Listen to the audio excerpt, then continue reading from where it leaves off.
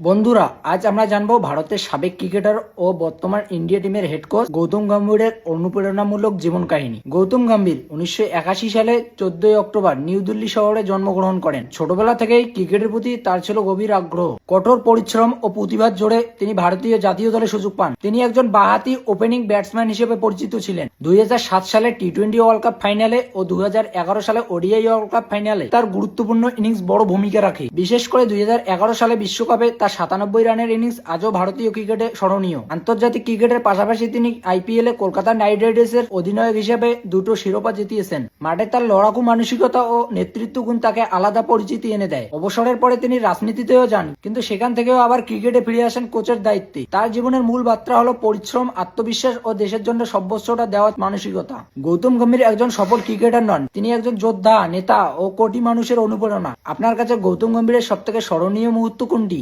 কমেন্টে জানাতে ভুলবেন না। আরো এরকম তথ্যবহুল ভিডিও পেতে আমাকে ফলো করে পাশে থাকবেন।